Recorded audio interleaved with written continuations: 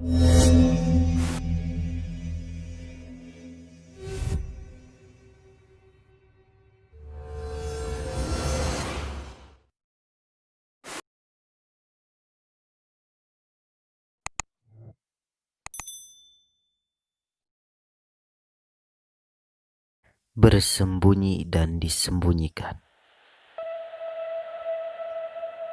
Halo semuanya, kembali lagi di Crime Stories. Saya Rudi. Kali ini saya akan muat cerita yang dikirim oleh teman saya, Kang Didi. Ini chat saya dengan Kang Didi. Oke, kita mulai ceritanya.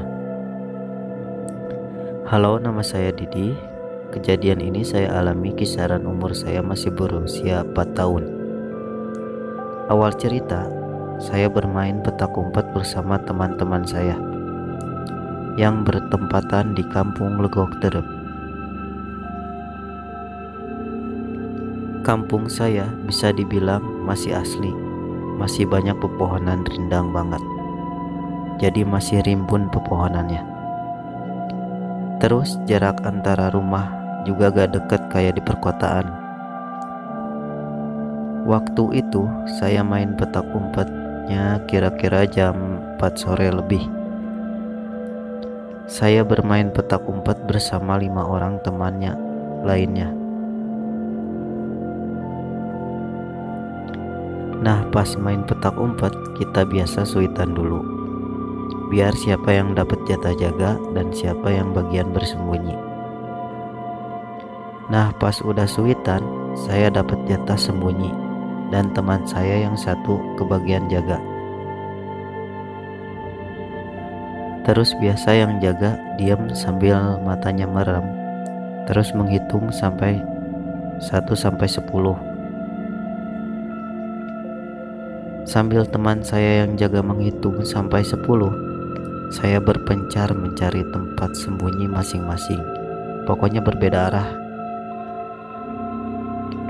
Ada yang ke kanan, ke rumah tetangga, ke rumahnya, ke belakang rumah, dan saya mencari tempat yang aman dan yang tidak mudah ketahuan. Saya pun dapat tempat itu di dekat rumah tetangga saya, tetapi ada banyak pohon bambu. Saya pikir, wah enak kayaknya nih sembunyi di sini. Saya pun bersembunyi di antara pohon bambu itu. Tak lama, selang waktu 5 menitan dari saya ngumpet, tiba-tiba ada nenek-nenek lewat di dekat saya memakai tongkat kayu.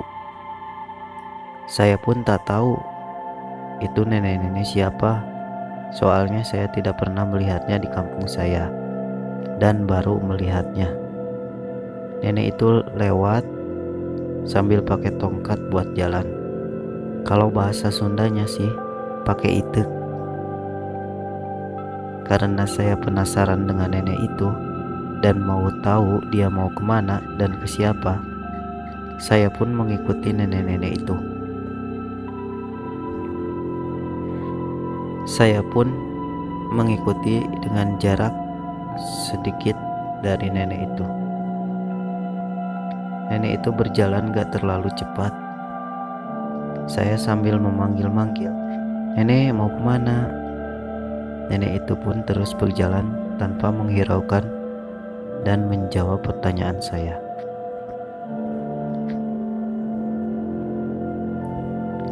Saya terus mengikuti nenek itu berjalan. Dan tiba-tiba pandanganku menjadi gelap, gak tahu kenapa, dan saya pun melihat jalan yang tadinya masih sore, kenapa gelap seperti sudah malam dan berkabut. Saya berlari niatnya mau kembali ke tempat saya tadi awal, di dekat pohon bambu. Saya berlari ke sana kemari tapi tidak sampai ke tempat awal itu. Saya bingung dan ketakutan karena saya gak tahu di mana saya berada. Saya sambil dengan perasaan takut terus memanggil nama ibu bapak dan teman-teman saya. Tapi tak mungkin ada karena saya tak melihat seorang pun ataupun rumah di situ. Hanya ada jalan sepi dan gelap berkabut. Saya tak mengenal daerahnya. Saya terus berjalan dan berjalan ke sana kemari. Tak kunjung ketemu siapapun. Ketika saya sudah berjalan lama dan tak tahu masih sore atau sudah malam, tak tahu kenapa tiba-tiba ada Pak Ustadz yang menemukan saya di sela tengah pohon bambu. Saya ditolong dan dibawa pulang. Saya main petak umpet jam 4 sore dan ditemukan setelah jam setengah 7 malam. Saya dibawa masih setengah sadar atau tidak. Tapi setelah dibawa ke rumah saya dan didoakan oleh Pak Ustadz, saya pun sadar dan diberikan minum. Saya minum dengan banyak karena kehausan. Dan saya diberitahu orang tua dan Pak Ustadz, kalau di Sunda disebutnya kejadian itu kata limeng atau disesatkan oleh makhluk gaib. Dan mungkin itu pengalaman pribadi yang dialami oleh saya sendiri. Ini kisah nyata saya. Tapi terlepas dari percaya atau tidak percayanya, kembali lagi kepada pribadi masing-masing. Nama saya Didih dan terima kasih telah muat cerita saya. Mohon maaf kalau ada kata yang salah. Oke, dan mungkin itu pengalaman pribadi dari Kang Didi. Terima kasih banyak buat teman saya Kang Didi sudah mau membagi pengalaman dan cerita pribadinya. Dalam video ini saya muat cerita Kang Didi. Terlepas percaya atau tidak percayanya kembali kepada pribadi masing-masing. Dan mungkin kalau dari kalian yang mempunyai pengalaman pribadi dan ingin menceritakannya sendiri, atau mau saya muat dan ceritakan kembali, boleh kirimkan ke sosial media kami yang ada di deskripsi bawah. Dengan senang hati saya akan muat di video berikutnya.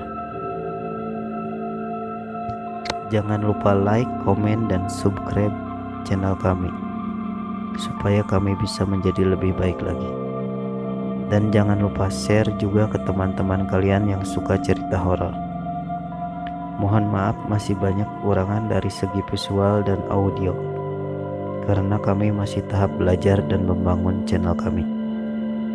Dan keep listen and don't try to listen lah.